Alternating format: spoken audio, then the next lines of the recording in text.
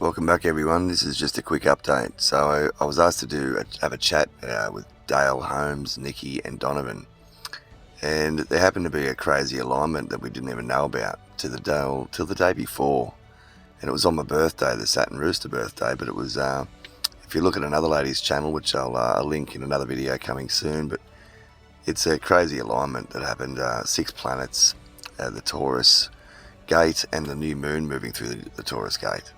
Lots of stuff happened at that 10 o'clock moment that we started the interview.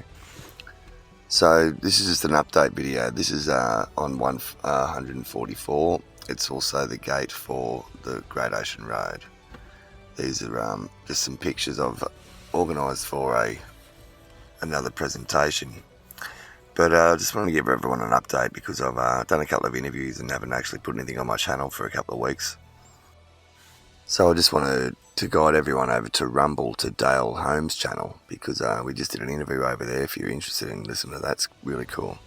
So this is actually another find, 144. It's the gate of the Great Ocean Road, the biggest war memorial in the world, which is the same line that goes from the shrine. So the 144 line from the shrine hits this place, which is the 12 Apostles. And that's the, it looks like a boat there. I just went, if you want to go back, but it's the Noah's Ark, it looks like, and it's at the 12 Apostles. Here's another find, was the woman and its mother on the east face, facing Montague Island. Thanks to a mate Dave there for that as well, for that find on the east wall with the mother.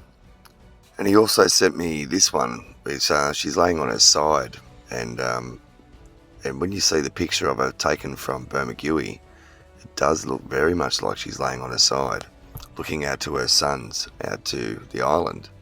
And as we saw at the shrine, she's looking east towards the island, looking out to the sun. So it's all very correlated there, isn't it? But there she is. You can see her feet to the right of the screen, and laying on her side.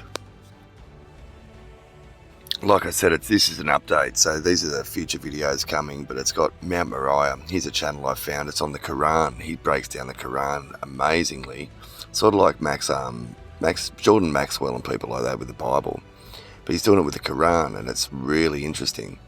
So he's got Mount Mariah, and see the spelling there. It's got even M-O-R-I-Y-A, sorry. But what's so significant about Mount Mariah? Well, where's the Temple Mount in Jerusalem? It's on Mount Mariah. It is the most holy mountain, and it means high place or high land. It is where Isaac was nearly sacrificed by Abraham. This here, the threshing floor, is where Mount Mariah is.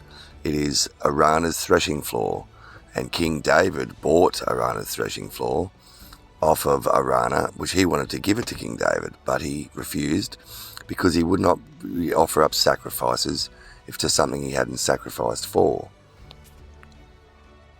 Again, this is a teaser, so it's all coming up in sort of separate videos, because this threshing floor and Mount Mariah, I mean, it's where Jesus was sacrificed on Golgotha, as they say. It's on Mount Mariah.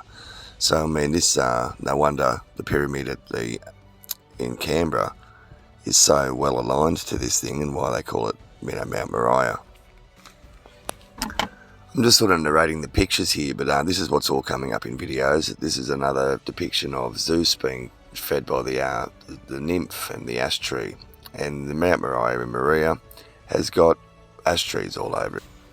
There's so much to do with Mariah in New South Wales, because even the swans and the Leda and the twins and Artemis and Apollo, this is all coming up in videos. It's quite in depth, but it really covers everything. I mean, there's like the 144 and the Leda and the swan, and there's all these, and the ash tree and the Yggdrasil, and the axis mundi at the center of the earth is Yggdrasil, and being the ash. There is so much here. There's even the sugarloaf, that it's called sugarloaf. They're all over the world.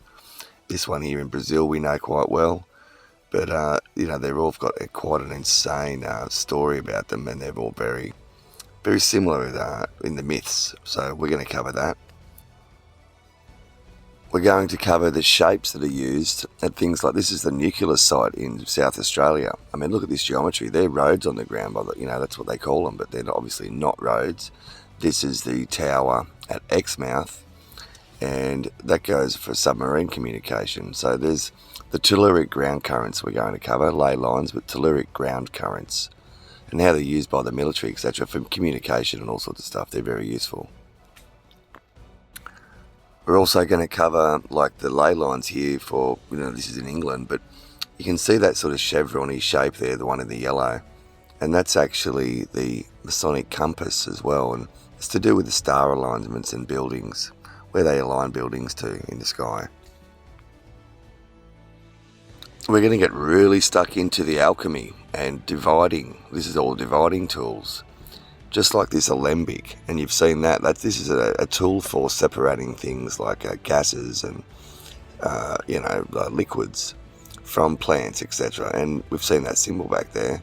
That's obviously it's for the alembic. It's the alchemical symbol for the alembic.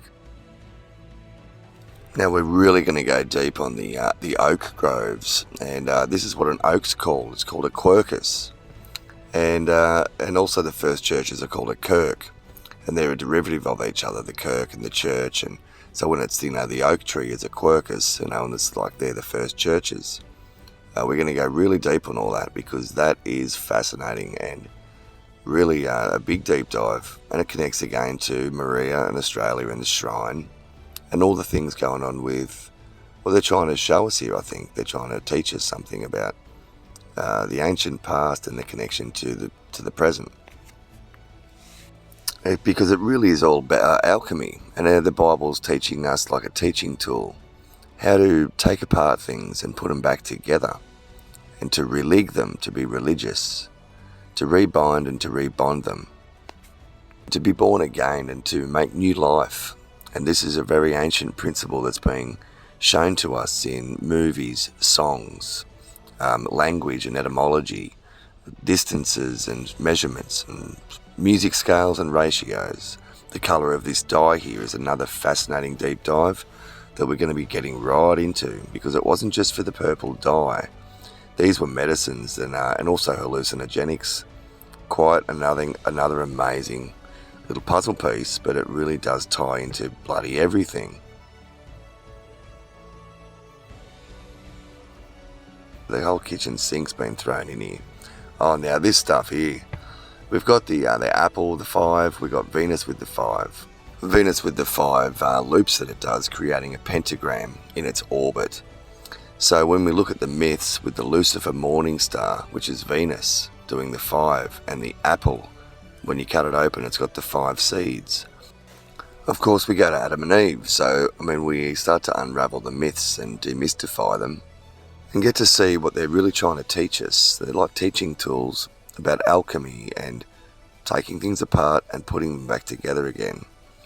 Again, this is all tied to Australia, and we're going to get right into what's been put in place here. We'll cover a little bit more personal stuff from me. This is actually a place I built in the national parks years ago, and eventually got caught and everything, but it all turned out very nice, and no dramas really, which was quite good. But that's a cool story that you might all be interested in hearing. It was quite the experience. Otherwise, hopefully I'll see you guys soon, and it'll probably be next week. I'll download a new video on all of the things I've just mentioned here.